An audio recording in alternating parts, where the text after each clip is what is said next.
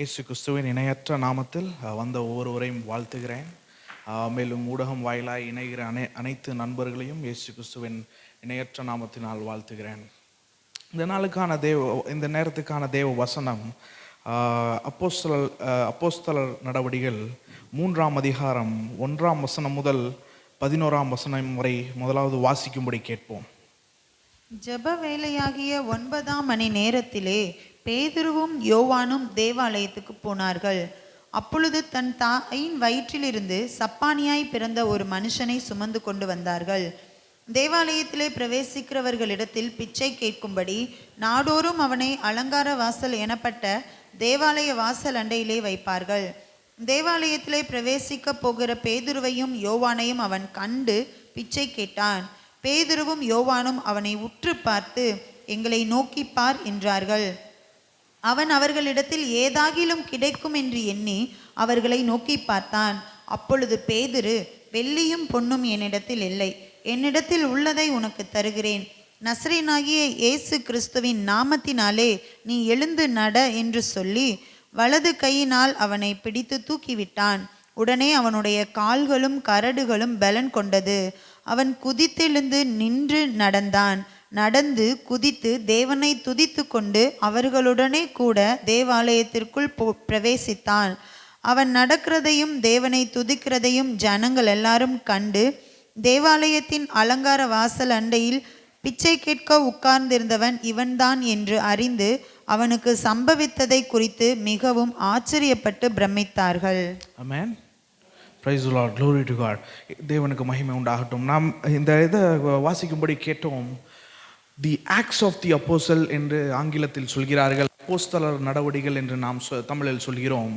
இதை இன்னும் சரியாக சொல்ல வேண்டும் என்றால் the Acts of the Holy Spirit என்று சொல்லலாம். ஆவியானவருடைய கிரியைகளை இந்த புஸ்தகம் முழுவதும் நாம் பார்க்கிறோம். தேவன் சபையை நிலைநாட்டுகிற ஒரு காரியத்தை நாம் காண்கிறோம். இதற்கு முந்தின காரியங்களில் இயேசு கிறிஸ்து பரமேறி சென்று விட்டார். அவருடைய வல்லமையான ஊழியத்தையும் சால்வேஷன் ரட்சிப்பின் மகத்துவங்களையும் செய்துவிட்டு போய்விட்டார். அதற்கு அது எல்லாம் கட்டளையும் சொல்லிவிட்டு போகிறார். அந்த நேரத்தில் சீஷர்களுக்கு எல்லாவற்றையும் சொல்கிறார். உங்களுக்கு நீங்கள் கர்த்தருடைய ஆவி உங்கள் மேல் வரபோது நீங்கள் பலன் அடைவீர்கள். அது இங்கே மட்டும் இல்லை, எருசலேமிலும் யூதேயாவிலும் சமாரியாவிலும் உலகமெங்கும் கடைசி வரைக்கும் நீங்கள் போவீர்கள் என்று சொன்னார். இயேசு கிறிஸ்து சொன்ன அடுத்த நாள் பரமேறி போன பின்பு உடனே ஆவியானவர் அந்த இடத்தில் வந்தார். அக்கினியின் நாவியினால் சீஷர்களை அபிஷேகித்தார். பேதுரு எழுந்திருத்து பிரசங்கம் பண்ணினான். 3000 பேர் ஒரே நாளில் ரட்சிக்கப்பட்டார்கள். ரட்சிக்கப்பட்ட பின்பு தேவன் அனுதினமும் மக்களை சபையில் சேர்த்தார். ஆமென். அது நடந்த பின்பு முதலாவது அற்புதம் அப்போஸ்தலர் நடவடிக்கைகளில் நாம் பார்க்கிறோம். ஒரு சப்பானியாய் பிறந்த ஒருவன் வாழ்க்கையை பற்றி பார்க்கிறோம். இது 3 கட்டங்களாக நாம் ஏற்கனவே சொல்லியிருக்கிறோம், அறிவோம். இது ஒரு மருத்துவரால் எழுதப்பட்டது. Luke was a physician. அவன் ஒரு டாக்டராக அழைக்கப்படுகிறான். அந்த நாட்கள் ஹெலனிஸ்டிக் கல்ச்சர் என்று சொல்வார்கள். அப்பொழுதே அநேக காரியங்கள் கிரேக்க இதிலிருந்து அநேக காரியங்கள் டெவலப் ஆகி இருந்துச்சு. மெடிசின் சைடில் அந்த நாட்களில் அநேக காரியங்கள் காலப்போக்கில் மறைந்து போய் மீண்டும் எடுக்கப்பட்டது. கிரேக்க சாம்ராஜ்யம் அநேக இன்வென்ஷன், ஃபிலாசபி, அநேக காரியங்களில் அவர் இது பண்ணார்கள். அதை ரோமர்கள் சரியான விதத்தில் பயன்படுத்தி கொண்டார்கள். இது கிரேக்கோ ரோமன் கல்ச்சர் என்று சொல்வார்கள். இது வந்துட்டு யாரும் அறியாத ஒரு நாள் இல்லை. இது நல்ல ஒரு ஞானம் பெற்ற ஒரு காரியம் நடக்கிற ஒரு நாள். இதை எழுதுகிறவரும் ஒரு ஞானத்துடன் எழுதுகிறார், மிகுந்த கவனத்தோடு எழுதுகிறார். இதில் பார்த்தீர்கள் என்றால், நம்ம வாசிக்கும்படி கவனித்தீர்கள் என்றால் ஒவ்வொரு டீட்டெயிலாக கொடுத்துருப்பாங்க. எந்த இடத்தில் நடக்கப்படுகிறது, எந்த நேரத்தில் நடக்கப்படுகிறது, யார் யாரெல்லாம் இருக்கிறார், யாருக்கு அற்புதம் பண்ணப்பட்டது, அவர் என்ன பிரச்சனையில் இருக்கிறார், எல்லாவற்றையும் he gives the minute detail. ரொம்ப ஃப்ராக்ஷன் ஆஃப் த இதெல்லாம் ரொம்ப விவரித்து லூக்கா எழுதுகிறான் இந்த வசனத்தை. இதுதான் இந்த இதற்கு பின்னணி.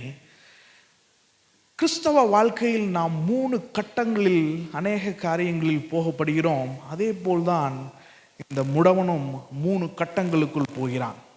the the lame man is going through three phases. மூணு கட்டங்களுக்குள் போகும்படியான ஒரு காரியத்தை பார்க்கிறோம். வசனத்துக்கு வருவோம் திரும்பி. அதற்கு முன்பாக நான் சொல்லுகிறேன், முதலாவது கட்டம் என்னவென்றால் ஹோப். முதலாவது கட்டம் வந்துட்டு நம்பிக்கை. இரண்டாவது கட்டத்துக்குள் போகிறான் டிஸ்பயர். அது என்னவென்றால் நம்பிக்கை அற்ற ஒரு சூழ்நிலை, நம்பிக்கையற்ற ஒரு சூழ்நிலை, விரக்தி என்று சொல்வார்கள். விரக்தியான ஒரு சூழ்நிலை, நம்பிக்கை இழந்த ஒரு சூழ்நிலை. மூணாவது கட்டம் தேவனே இறங்கி வந்து அற்புதம் செய்கிற ஒரு காரியத்தை பார்க்கிறோம். ஆமென். முதலாவது கட்டத்தில் அந்த சப்பானியான ஒரு முடவன் தாயின் வயிற்றிலிருந்தே சப்பானியாக இருக்கிறான். அவன் கால்கள் நன்றாக இருந்து திடீர்னு ஒரு விபத்தை சந்தித்து அவன் கால்களுடைய பலத்தை இழக்கவில்லை. அவன் பிறப்பிலிருந்தே நடப்பதென்றால் என்னதென்று அறியாது இருக்கிறவனாய் காணப்படுகிறான். இது மாத்திரம் இல்லாமல் அவனுடைய வாழ்க்கையில் ரொம்ப அடிவாரத்திற்கு போய் விடுகிறான். அவனை பிச்சை எடுக்கிறதற்கு அங்கங்கே போய் வைக்கிறார்கள் அவனை. இந்த இதில் பார்க்கும்போது he is in a beautiful gate. அவன் அலங்காரமான ஒரு வாசலில் இருக்கிறான். தேவாலயத்துக்கு முன்பாக அலங்காரமான ஒரு வாசலில் இருக்கிறான் என்று பார்க்கிறோம். அநேக இடத்தில் வைக்கிறார்கள். இந்த முடவன் அநேக காரியங்களை கேள்விப்படுகிறான். இவன் ஒரு டீனேஜராக இருக்க வேண்டும். அநேக காரியங்களை கேள்விப்படுகிறான். இயேசு கிறிஸ்து 3 வருடம் வலிமையான ஊழியத்தை செய்தார். கேள்விப்படுகிறான். இந்த இயேசு கிறிஸ்துவை பற்றி கேள்விப்படுகிறான். என்ன கேள்விப்படுகிறான்? இயேசு கிறிஸ்து என்று ஒருவர் இருக்கிறார், அவர் அநேக அற்புதங்களை செய்கிறார் என்று சொல்லுகிறார்கள்.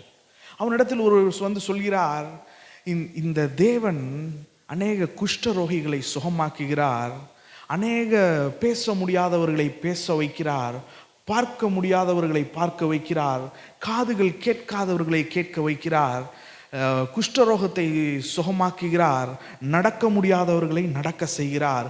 இவர்தான் மேசியா என்று அநேகர் பேசிக்கொள்கிறார்கள் என்று கேட்கிறார். இதை கேட்ட மாத்திரத்தில் அநேக காரியங்களை கேட்கிறான். இயேசு கிறிஸ்து ஒரு பவர்ஃபுல்லான இன்ஃப்ளூயன்ஸ் இருந்தது அந்த நாட்களில். அவர் பின்பாக அநேகர் சென்று கொண்டிருந்தார்கள். அவரை பற்றின புகழ் எல்லா இடத்துலையும் பரவி இருந்தது. அவருடைய வலிமையான பிரசங்கமாக இருக்கட்டும், அவருடைய பிரசங்கத்தோடு இல்லாமல் அவருடைய அற்புதங்களாக இருக்கட்டும், அவர் சொன்ன ஞானமான காரியங்களாக இருக்கட்டும், அவர் மக்களை எந்த அளவுக்குள் தாக்கத்துக்குள் இழுத்தார் என்று எல்லாரும் அறிந்திருந்தார்கள். இதை கேள்விப்படுகிறான். இப்படி ஒரு ஆண்டவர் இருக்கிறாரா? அவர் ஒரு நாள் வருவார். அவன் கேட்கிறான், அவர் எருசலேமுக்கு வந்திருக்கிறாரா என்று கேட்கிறான். அதற்கு அந்த பக்கத்தில் உள்ளவர் சொல்கிறார், வந்திருக்கலாம், ஏற்கனவே ஒரு நேரம் வந்திருக்காரு, திரும்பியும் வருவாரா என்று கேட்கிறான். வரலாம், எனக்கு தெரியவில்லை என்று சொல்கிறார்.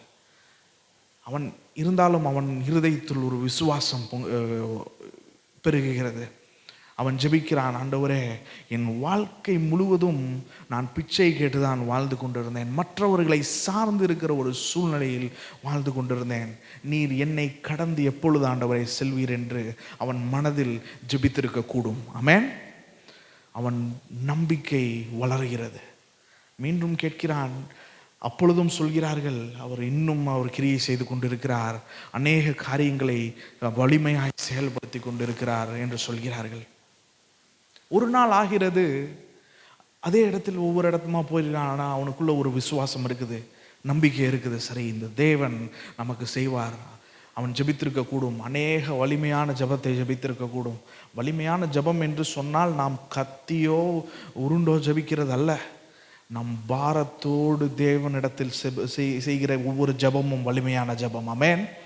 அந்த சிலுவையில் தொங்கிக் கொண்டிருக்கிறவன் ஒரே ஒரு வார்த்தை தான் சொன்னான், ஆண்டவரே, உம்முடைய ராஜ்யத்தில் வரும்போது என்னை நினைத்துக் கொள்ளும் என்று. ஆமென். அவன் சொல்ல முடிந்த காரியம் எல்லாம் அதுதான், லார்ட் ரிமெம்பர் மீ. ஆமென். அநேக காரியங்களில் நாம் செல்லும் பொழுது வார்த்தைகள் நம்மளுக்கு வராது. ஆமென். நாம் ஜெபிக்க வேண்டும் என்று உட்கார்ந்திருப்போம், வார்த்தைகள் தெரியாது. எல்லாம் சொல்லுவதெல்லாம் லார்ட் ரிமெம்பர் மீ, தேவனே என்னை நினைத்தருளும் என்று தான் சொல்லுவோம். ஆமென்.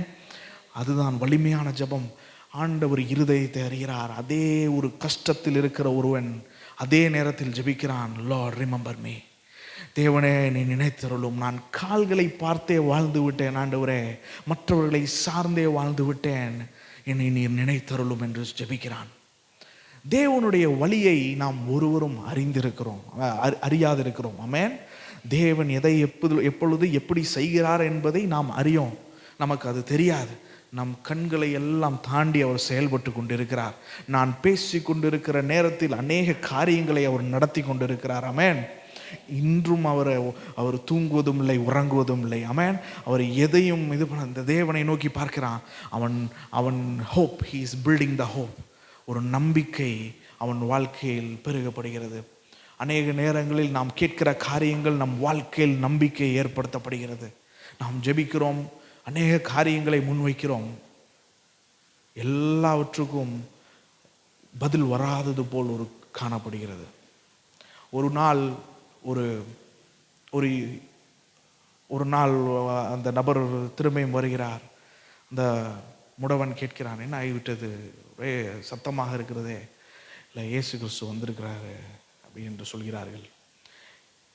எங்கே வந்திருக்கிறாரு அப்படின்னு கடைசியில் சொன்னால் அவரை, ஆனால் இது நல்ல செய்தி அல்ல, அவரை சிலுவையில் அறைந்து விட்டார்கள் என்று சொல்லுகிறார்கள். அவன் வாழ்க்கையில் இருந்த எல்லா ஹோப்பும் போய்விட்டது. ஆமென். இந்த கிறிஸ்து என்னை நோக்கி வருவார் என்று நான் நினைத்தேனே, அநேகரை சுகமளித்தார் என்று சொன்னார்களே, ஏன் என்னை சுகமளிக்கவில்லை? என் சார்பாக என் முன்பாக ஏன் அவர் கடந்து செல்லவில்லை? அதுக்கு சொன்னால் வேற வழியாக அவர் சென்றிருக்கலாம். அநேக நேரங்களில் அவன் உடைந்தவனாய் காணப்படுகிறான். அவனுடைய நம்பிக்கை, his hope is becoming despair. அவன் நம்பிக்கை விரக்தியாய் மாறப்படுகிறது. வாசிக்கும்படி கேட்கிறேன். வசனத்தை ஒவ்வொன்றாய் நாம் பார்ப்போம். இது 1-2 வாசிக்கும்படி கேட்கிறேன்.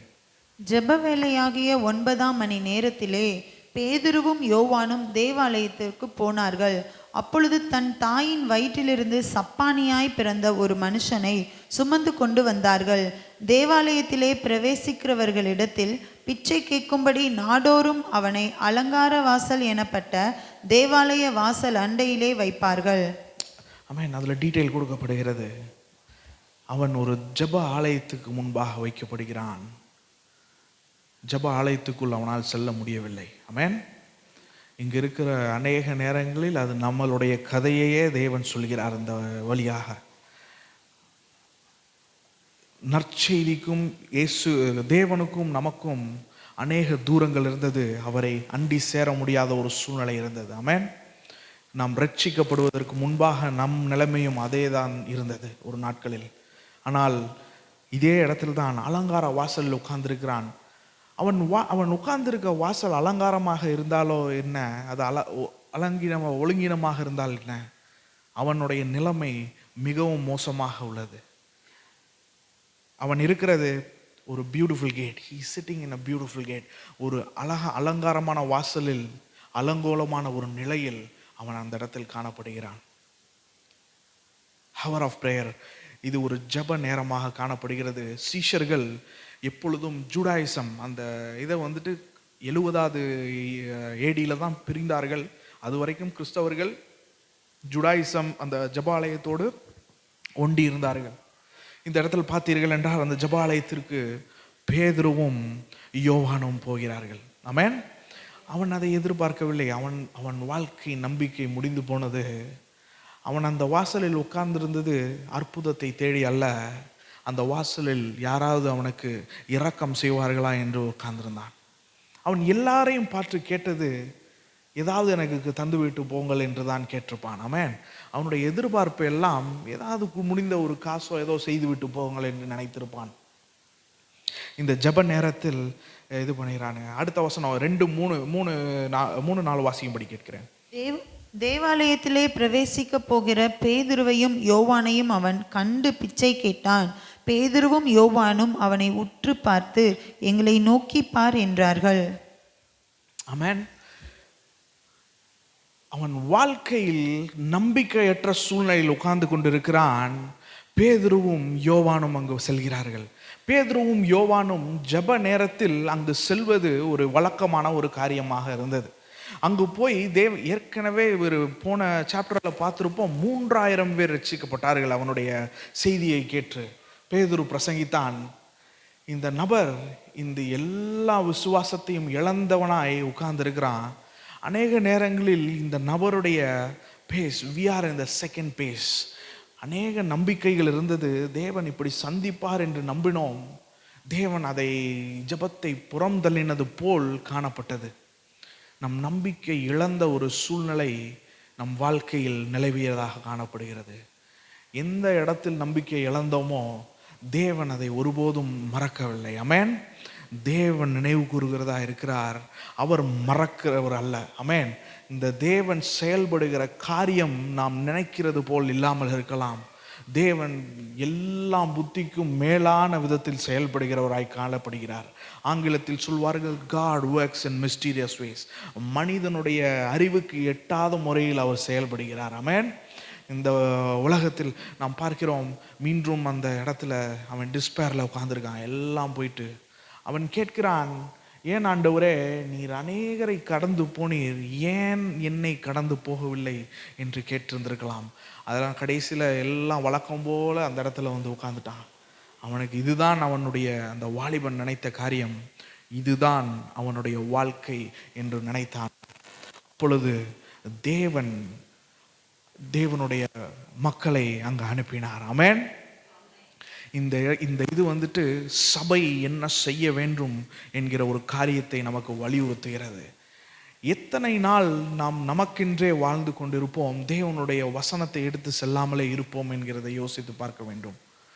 நாம் we have to reach out to the people. நாம் அநேகரை தேடி செல்ல வேண்டும். ஆமென். அநேக இயேசு கிறிஸ்துவுக்காக அநேக காரியங்களை செய்கிறவர்களாய் காணப்பட வேண்டும். கேட்கிறேன், அடுத்த 2 வசனத்தை வாசிக்கும்படி கேட்கிறேன். அவர்களை நோக்கி பார்த்தார்கள் என்ற அதுக்கு அடுத்த வசனத்தை வாசிக்கும். அவன் அவர்களிடத்தில் ஏதாகிலும் கிடைக்கும் என்று எண்ணி அவர்களை நோக்கி பார்த்தான். அப்பொழுது பேதுரு, வெள்ளியும் பொன்னும் என்னிடத்தில் இல்லை, என்னிடத்தில் உள்ளதை உனக்கு தருகிறேன். நசரேயனாகிய இயேசு கிறிஸ்துவின் நாமத்தினாலே நீ எழுந்து நட என்று சொல்லி. ஹல்லேலூயா, பிரைஸ் தி லார்ட். ஆமென். இந்த இடத்துல ஒரு பெரிய அற்புதம் ஒன்று நடக்கிறது. அவர்கள் உற்று பார்த்தார்கள். முதல்ல அவர்களை பார்த்தார்கள், கரங்களை கொடுத்து, எங்களிடத்தில் வெள்ளியும் பொன்னும் எங்களிடத்தில் இல்லை, ஆனால் அதை விட மேலான ஒரு காரியம் எங்களிடத்தில் இருக்கிறது என்று சொன்னார்கள். ஆமென். ஆதி திருச்சபையில் வெள்ளியும் பொன்னும் அவர்களிடத்தில் இல்லை. அநேக ஒரு தேவ மனிதன் ஒருத்தர் சொல்கிறார், அந்நாட்களில் வெள்ளியும் பொன்னும் அவர்களிடத்தில் இல்லை, ஆனால் இயேசுவின் நாமத்தினால் எழுந்து நட என்று சொன்னோனே நடந்தார்கள். இந்த நாட்களில் சபையிடத்தில் வெள்ளியும் பொன்னும் வந்துவிட்டது, இயேசுவின் நாமம் இல்லாமல் போய்விட்டது. ஆமென். இது ஒரு வருத்தமான ஒரு காரியமாக காணப்படுகிறது. ஏனென்றால் வெள்ளியும் பொன்னும் நம் கரத்தில், வெள்ளியும் பொன்னும் நம் கைகளில் வந்துவிட்டது, தேவனுடைய வல்லமை இல்லாமல் போய்விட்டது. இதில் கவனித்தோம் என்றால் அநேக காரியம் அவர்கள் மிகுந்த ஜபத்துடன் காணப்பட்டார்கள். ஆதி திருச்சபையில் திடீர் என்று போய் அவர்கள் செய்யவில்லை, தேவனுடைய சந்நிதியில் சபையாக கூடியிருந்தார்கள். ஆமென். தேவனுடைய வல்லமையால் நிரப்பப்பட்டார்கள். இதை நிரப்பப்பட்டவர்கள் போய் பிரசங்கித்தான், 3000 பேர் ரட்சிக்கப்பட்டார்கள். தேவன் அனுதினமும் சபையில் சேர்த்தார். அதே வல்லமையுடன் வருகிறான். வெள்ளியும் பொன்னும் அவன் பார்த்தது வெள்ளியோ பொன்னோ எனக்கு கிடைக்குமா அப்படி என்று நினைத்திருக்கலாம். பேதுரு சொல்கிறான், வெள்ளியும் பொன்னும் எங்களிடத்தில் இல்லை, ஆனால் எங்களிடத்தில் உள்ளதை உனக்கு தருகிறோம், நசரனாகிய இயேசு கிறிஸ்துவின் நாமத்தினால் எழுந்து நட என்று சொன்னான். ஆமென். இதை எழுதுகிறது ஒரு தேவன் காரியங்களை செய்கிறத மிக அருமையாக செய்கிறார். ஆமென். இந்த புஸ்தகத்தை எழுதினது யாரா ஒரு நபராக இருந்தால் நாம் யோசிக்க கூடும். இதை எழுதினதே ஒரு மருத்துவரை வைத்து எழுதியிருக்கிறார். இன்று அநேக கேள்விகள் கேட்கிறார்கள், குணமளிக்கிற காரியங்கள் எல்லாம் நடக்கிறதா என்று. ஒரு மருத்துவரே எழுதி வைத்திருக்கிறார். ஆமென். he is noting every minute detail. ரொம்ப சின்ன டீட்டெயில் எல்லாம் நோட் பண்ணுறாங்க. நோட் பண்ணி அந்த அற்புதத்தை எழுதி வைக்கிறாங்க. நாம் அநேக அற்புதங்களை எதிர்பார்த்து கொண்டு இருக்கலாம். அநேகர் வெளியில் இருக்கிறார்கள். அநேகர் அற்புதத்தை எதிர்பார்த்து கொண்டு இருக்கிறார்கள். சபையில் இருந்து நாம் போய் அவர்கள் கரங்களை பிடித்து எடுத்து விடவில்லை என்றால் அவர்கள் அதே இடத்தில் தான் உட்கார்ந்திருப்பார்கள். ஆமென். இந்த திருச்சபை கட்டப்பட்டது இதே மாதிரி அநேகர்களை போய் எழுப்பி விடுவதற்காக. ஆமென். அநேக பாவத்தில் மரித்தவர்கள், பாவத்தில் செயல் இழந்தவர்களையும், செயல்பட முடியாதவர்களையும், தேவனை அறியாதவர்களையும் தேவனுடைய வெளிச்சத்திற்கு கொண்டு வருவதற்காக இந்த சபையை தேவன் நிலைநாட்டியிருக்கிறார். ஆமென். நமது வேலை அநேகங்கள் உண்டு, நமக்கு தேவன் கொடுத்த காரியங்கள் அநேகங்கள் உண்டு. நாம் ஒருவரை கைகளை பிடித்து அவர்களை நோக்கி பார்த்து எழுப்பவில்லை என்றால் அவர்கள் இன்னும் அந்த இருளில் தான் உட்கார்ந்திருப்பார்கள். ஆமென். அன்று இயேசு கிறிஸ்து வரவில்லை என்று அவன் வருத்தப்பட்டிருக்கலாம். ஆனால் இயேசு கிறிஸ்து அவர்களுடைய சீஷர் மூலமாக அவனிடத்தில் சென்றார். ஆமென். அதுதான் gospel. We cannot go where he is, but he came to where we are. நாம் அவர் இருக்கிற இடத்திற்கு செல்ல முடியாது, அவரே நம் இடத்திற்கு வந்து நம்மை மீண்டும் மறுரூபப்படுத்தினார். ஆமென். இதுதான் காஸ்பல். அன்று சீஷர்களை அனுப்பி அவர் அதை செய்தார். இன்று உங்களையும் என்னையும் அனுப்பி அதை செய்கிறார். ஆமென். இன்று அநேக காரியங்கள் உண்டு. நாம் நினைப்பது வந்து உங்களை எந்த ப்ரொஃபஷனில் வைத்திருக்காரோ அந்த profession, you are a missionary in that profession. தேவனுடைய நாமத்தை நீங்கள் சுமக்கிறவர்களாய் காணப்படுகிறீர்கள். நீங்கள் எந்த வேலையை, நான் எந்த வேலை பார்த்தாலும் சரி, யார் இங்கே உள்ள எந்த வேலை பார்த்தாலும் சரி, we are missionaries for Christ. நம் தேவனுடைய நாமத்தை வி ரெப்ரசன்ட் கிரைஸ்ட். ஆமென்.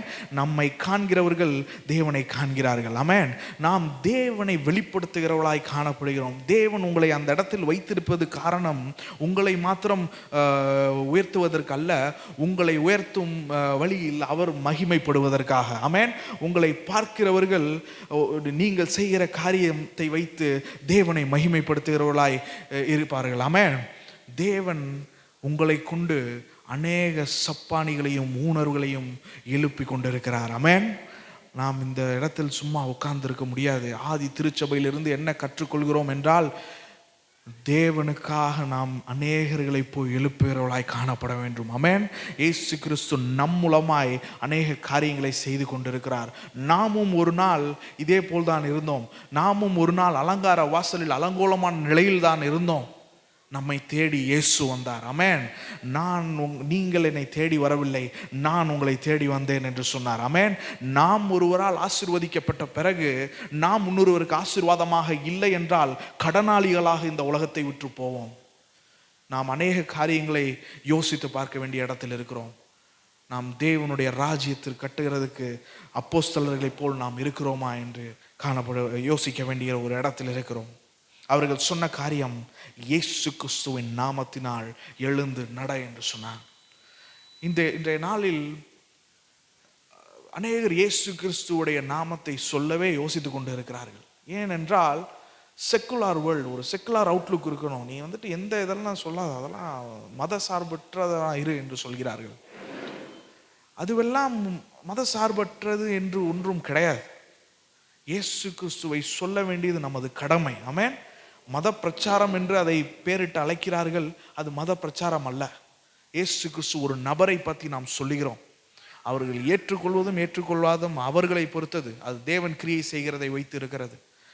யாரும் நம்மளை சொல்ல முடியாது. குற்ற உணர்வை நம்மேல் செலுத்துகிறார்கள். மிகுந்த அற்பமான ஒரு சொற்களை பயன்படுத்துகிறார்கள், மதம் மாற்றம் என்று. மதம் மாற்றுவதில் நமக்கு என்ன ஒரு வருகிறது? தேவனுடைய வசனத்தை எடுத்து செல்கிறவராய் காணப்பட வேண்டும். ஆமென். இயேசு கிறிஸ்துவின் நாமத்தை எடுத்து செல்கிறவராய் காணப்பட வேண்டும். இந்த அற்புதம் ஒன்று திடீர்னு ஏதோ நிகழவில்லை. அந்த நபர் வந்துட்டு he is in the state of despair and God reaches out to him through his disciples. அவன் நம்பிக்கை இழந்த நேரத்தில் ஒரு நம்பிக்கை தரும்படி ஒரு அற்புதம் நடக்குது. Third phase. This is a third phase. ஒரு மகா அற்புதம் அந்த இடத்தில் நிகழப்பட்டது. அடுத்த வசனத்தை வாசிக்கும்படி கேட்கிறேன். அப்பொழுது பேதுரு, வெள்ளியும் பொன்னும் என்னிடத்தில் இல்லை, என்னிடத்தில் உள்ளதை உனக்கு தருகிறேன். நசரேயனாகிய இயேசு கிறிஸ்துவின் நாமத்தினாலே நீ எழுந்து நட என்று சொல்லி வலது கையினால் அவனை பிடித்து தூக்கிவிட்டான். உடனே அவனுடைய கால்களும் கரடுகளும் பலன் கொண்டது. அவன் குதித்தெழுந்து நின்று நடந்தான். நடந்து குதித்து தேவனை துதித்து கொண்டு அவர்களுடனே கூட தேவாலயத்திற்குள் பிரவேசித்தான். ஆமென். அவனால சந்தோஷத்தை அடக்க முடியல. அவன் நினைத்தான் இயேசு கிறிஸ்துவே வருவார் என்று நினைத்தான். இயேசு கிறிஸ்து அவன் நினைத்தது போல் வரவில்லை, ஆனால் அவனையும் தேடி வந்தார். ஆமென். அநேக நேரங்களில் நம் ஜெபம் கேட்கப்படாதது போல் இருக்கலாம். லே அவே ஃபெய்த் என்று சொல்வார்கள். அது என்னவென்றால், தேவன் அவர் மேல் விசுவாசமாக இருந்த நாட்களில் அநேக நம்பிக்கை வைத்து ஜெபித்திருப்போம் அல்லவா, அதை எல்லாம் தேவன் கணக்கில் எடுத்திருக்கிறார். நம் நம்பிக்கை அற்ற ஒரு சூழ்நிலையில் தேவனே இறங்கி வந்து அற்புதத்தை நிகழ்த்துகிறார். ஆமென். நீங்கள் செய்த ஜெபமோ, நீங்கள் இட்ட கண்ணீரோ எதுவும் வீண் போகவில்லை. ஆமென். என் தேவன் யாவற்றையும் அறிகிறவராய் இருக்கிறார். அந்நேரத்தில் அவன் நம்பிக்கையாக இருந்தான். இயேசு கிறிஸ்து என்று ஒருவர் இருக்கிறார் என்று, அவர் மரித்து சிலுவையில் அறைந்து விட்டார்கள் என்றோனே அவனுடைய வாழ்க்கையின் நம்பிக்கையெல்லாம் போனது. ஆனால் நாம் மரித்த ஒரு தேவனை ஆராதிக்கவில்லை. ஆமென். அவர் மீண்டும் உயிர் தெழுந்தவர், மீண்டும் வந்து அவனை தொட்டு சுகமாக்கினார். ஆமென். அவன் நினைத்தபடியாக சுகமாக்கவில்லை, அவனுடைய சுகம் வேற வழியாக வந்தது. இன்று அநேகர் இருக்கிறது, நாம் எல்லாம் இந்த இடத்திலிருந்து கற்றுக்கொள்கிற காரியம் சீஷர்கள் இடத்திலிருந்து கற்றுக்கொள்கிறோம். Immediately he was healed. அவன் உடனடியாக சுகம் அடைந்தான். இயேசு கிறிஸ்துவின் நாமத்தினால் அந்த சுகம் ஏற்படுத்தப்பட்டது. அதற்கு என்ன ரெஸ்பான்ஸ் அவன் பண்ணான்? 5வது அவன் ரெஸ்பான்ஸ் என்னன்னு பார்க்கிறோமாங்க. குதித்து எழுந்தான். 2 முறை அவன் நடந்தான், குதித்தான், எழுந்தான், திரும்பியும் குதித்தான் என்று எழுதப்பட்டிருக்கிறது. இது எதை குறிக்கிறது என்றால், வாசிக்கும்படி கேட்கிறேன். ஏசாயா 35:6 வசனம்.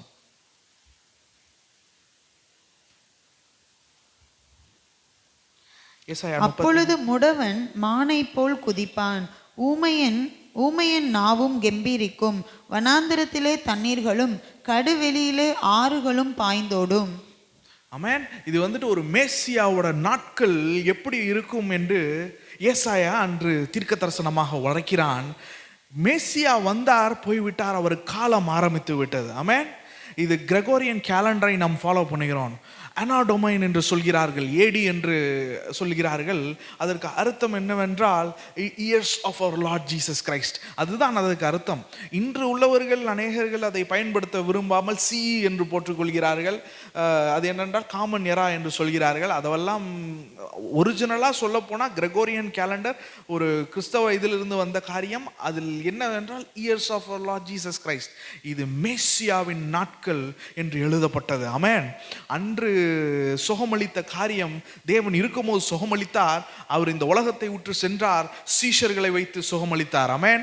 அவர்கள் சுகமளித்தது மாத்திரமில்ல, இது எதை பிக்சரைஸ், இது எதை உருவகமாக காட்டுகிறது என்றால், நாம் பாவத்தில் கிடந்த நம்மை தேவன் மீண்டும் அவருடைய கிருபையின் சன்னிதானத்தில் சேர்த்து கொண்டதை பார்க்கிறோம். ஆமென்.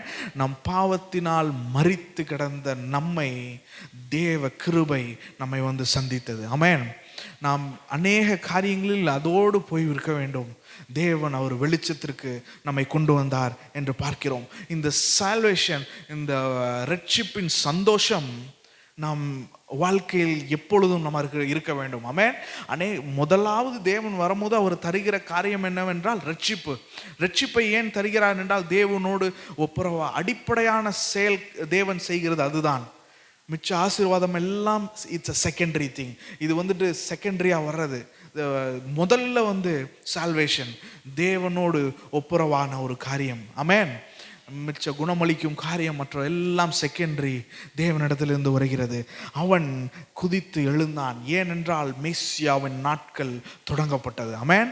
சபை மௌனமாக இருக்க முடியாது. ஆதி திருச்சபையை பார்த்து கொண்டு நாம் மௌனமாக இருந்தோம் என்றால் ஒரு நாள் தேவன் நம்மிடத்தில் கேள்வி கேட்பார். நாம் மற்றவர்களால் ஆசீர்வதிக்கப்பட்டு நம்மால் மற்றவர்கள் ஆசீர்வதிக்கப்படவில்லை என்றால் தேவன் நம்மை கேட்பார். ஆமென். அநேக இரத்தங்கள் இந்த பூமியில் சிந்தப்பட்டது. அநேகர் இந்த வசனத்திற்காக மரித்தார்கள்.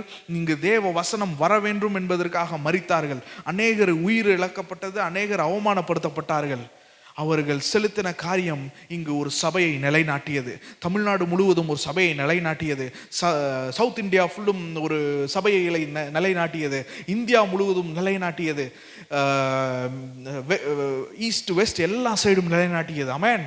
அது ஒன்றும் எல்லாம் விளக்கரயம் கொடுத்து வரப்பட்டது. நம்மால் யார் ஆசீர்வதிக்கப்படுகிறார்கள் என்று கேள்வி கேட்க வேண்டும். ஆமென். நாம் ஆசீர்வாதத்தை மாத்திரம் பெற்றுக்கொண்டு மற்றவர்களுக்கு கொடுக்கவில்லை என்றால் சுயநலமாக நாம் வாழ்கிறோம் என்று அர்த்தமாய்விடும்.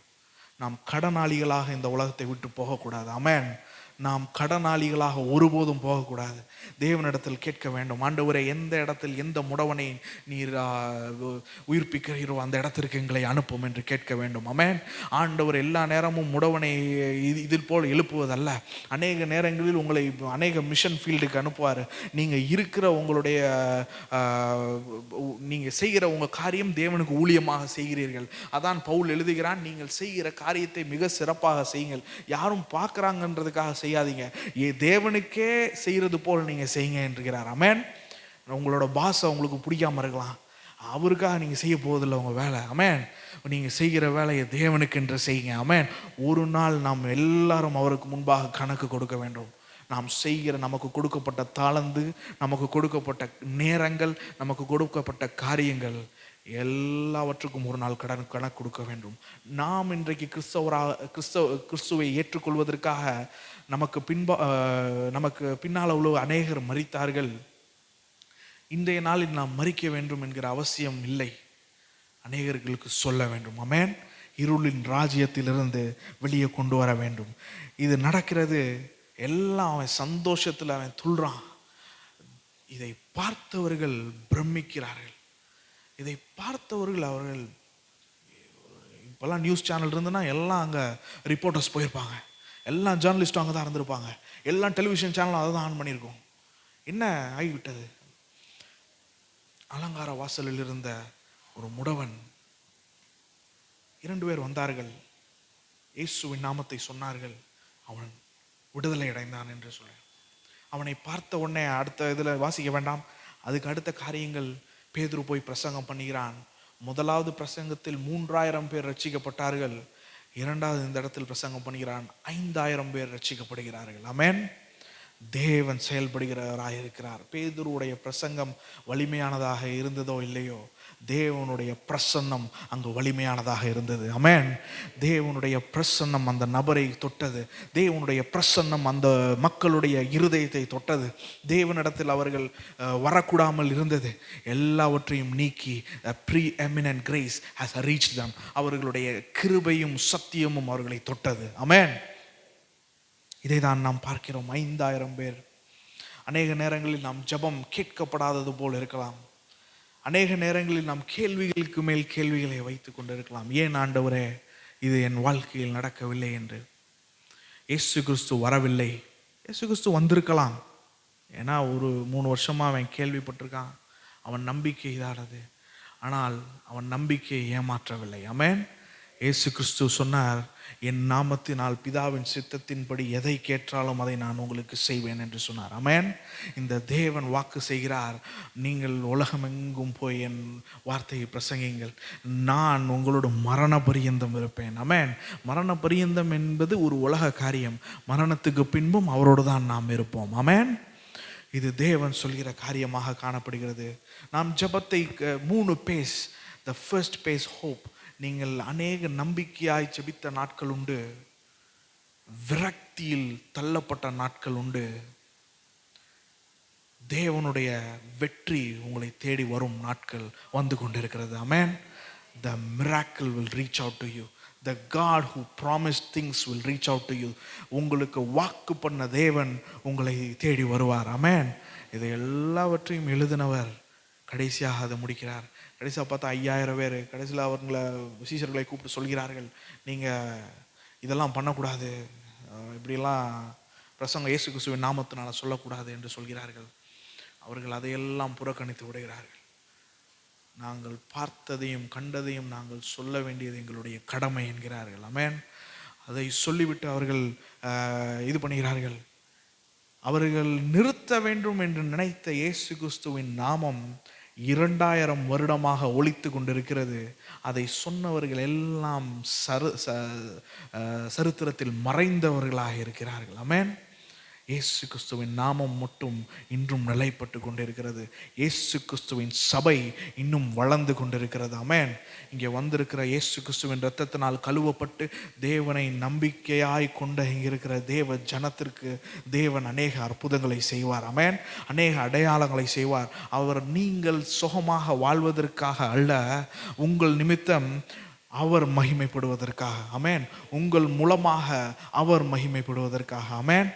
உங்கள் வாழ்க்கையில் உள்ள எந்த தேவைகளாக இந்த ஒரு இடத்தில் அவன் முடவனாக காணப்படுகிறான். நம் சால்வேஷன் ஒரு இது பார்த்தோம். நம் வாழ்க்கையில் எந்த நிலையில் நாம் இருந்தாலும் ஒன்று தெரிந்து கொள்ள வேண்டும், நம்மளுடைய நிலைமை அலங்காரமான வாசலில் அலங்கோல நிலைமை அல்ல. நம் நிலைமை அலங்காரமான வாசலில் அந்த தேவாலயத்துக்குள் உட்கார்ந்து கொண்டு இருக்கிறோம். ஆமென். ஒரு வாசலில் உட்கார்ந்து இருக்கிறவனுக்கு அந்த அற்புதம் நடக்குது என்றால் உள்ள உட்கார்ந்து இருக்க ஒவ்வொருவருக்கும் கட்டாயம் நடக்கும். ஆமென். உங்களை ரட்சித்த தேவன் உங்களை காண்கிறவராக இருக்கிறார். இதையெல்லாம் நான் சொல்லவில்லை, வேதத்தின் சத்தியங்களாக இருக்கிறது. ஆமென். தேவன் இதையெல்லாம் சொல்லிவிட்டு போய்விட்டார். இன்று நமக்கு முன்பாக ஒரு கேள்வி இருக்குது. Who are we lifting up? நாம் யாரை தூக்கி விட போகிறோம்? நாம் எந்த இடத்தில் நாம் எந்த காரியத்தை தேவனுக்காக செய்ய போகிறோம் என்கிற ஒரு கேள்வியை நம் மத்தியில் தேவன் வைக்க விரும்புகிறார். ஆமென். நாம் கண்களை மூடி ஜெபிப்போமாக. ஹல்லேலூயா. Praise the Lord.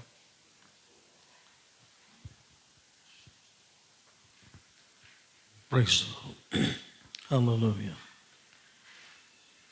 நம்பிக்கை ஏற்பட்ட கால சூழ்நிலையிலே நம்பிக்கை தளர்ந்து போன நிலை மறுபடியும் துளிர்க்கப்பட தேவன் நம்முடைய வாழ்க்கையில் தேவன் மீது நம்பிக்கை வைத்திருந்தோம். தளர்ந்து போன அனுபவங்கள் ஏன் என்ற கேள்விக்குறியோடு உள்ள சூழ்நிலைகள் இன்னைக்கு ஆண்டவர் மறுபடியும் துளிர்விட பண்ணுவார். நீங்கள் எதிர்பார்த்திருந்த பலன் இயேசு எனக்கு செய்வார் என்று எதிர்பார்த்தோமே, அது நிச்சயமாக செய்ய வல்லவர். ஹல்லேலூயா. வார்த்தைகளுக்கு நம்ம எல்லாம் கர்த்தரை ஸ்தோத்திரப்படுமாக. கர்த்தருடைய கிருபை தாங்கி நடத்த ஜெபிப்போம். கர்த்தர் கிருபை செய்வாராக. தளர்ந்து போன கைகளையும் தளர்ந்து போன இருதயத்தையும் அவையெல்லாம் நிமித்தி விடுவாராக. கர்த்தர் உயர்த்துவாராக. ஹல்லேலூயா. ஸ்தோத்திரம் ஆண்டவரே, ஸ்தோத்திரம் ஐயா. ஆண்டவர் ஆசீர்வதிப்பாராக. ஆண்ட சகோதரி ஜெபிக்கும்படி விரும்ப செல்வியா ஜெபிக்கும்படி.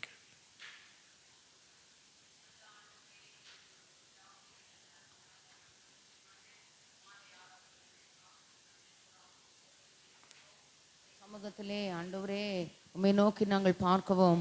ஆண்டவரே, அலங்கார வாசலில் இருக்கிற அலங்கோல முடவனுக்கு நம்பிக்கையெல்லாம் இழந்தாலும், ஒரு ஹோப்லெஸ் கண்டிஷனுக்குள்ளே போனாலும் ஆண்டவரே, அவன் வாழ்க்கையிலே ஆண்டவரே வெள்ளியும் பொன்னும் எங்களிடத்தில் இல்லை, நசரேனாகிய இயேசுவின் நாமத்தினால் எழுந்து நடவென்று சொன்ன பொழுது அவனுடைய நம்பிக்கை துளிர்விடும்படியாய், ஆலயத்திற்குள் பிரவேசிக்கும்படியாய், உடைய நாமத்தை மகிமைப்படுத்தும்படியாய் கர்த்தர் உதவி செய்தீரே. இன்றைக்கும் ஆண்டவரே, இப்படிப்பட்ட சூழ்நிலைமைகளுக்குள்ளாய் இருக்கிற ஆண்டவரே, பாவத்தினாலும் சாபத்தினாலும் ஆண்டவரே, பதிலில்லாத சூழ்நிலைமைகளினாலும் ஆண்டவரே, பொருளாதார முடக்கத்தினாலும் ஆண்டவரே, பிள்ளைகளுடைய எதிர்கால காரியங்களினாலும் ஆண்டவரே செயலற்று ஸ்தம்பித்து ஆண்டவரே செய்வதறியாது திகைக்கிற எல்லா உள்ளங்களுக்குள்ளும் எல்லா இல்லங்களுக்குள்ளும் ஆண்டவரே, இந்த ராத்திரி வேளையிலே ஆண்டவரே, வெள்ளியும் பொன்னும் எங்களிடத்தில் இல்லை, எங்களிடத்தில் உள்ளதை நாங்கள் வேதத்தில் வாசிக்கிறோமே, அந்த நசரேனாகிய இயேசுவின் நாமத்தினால்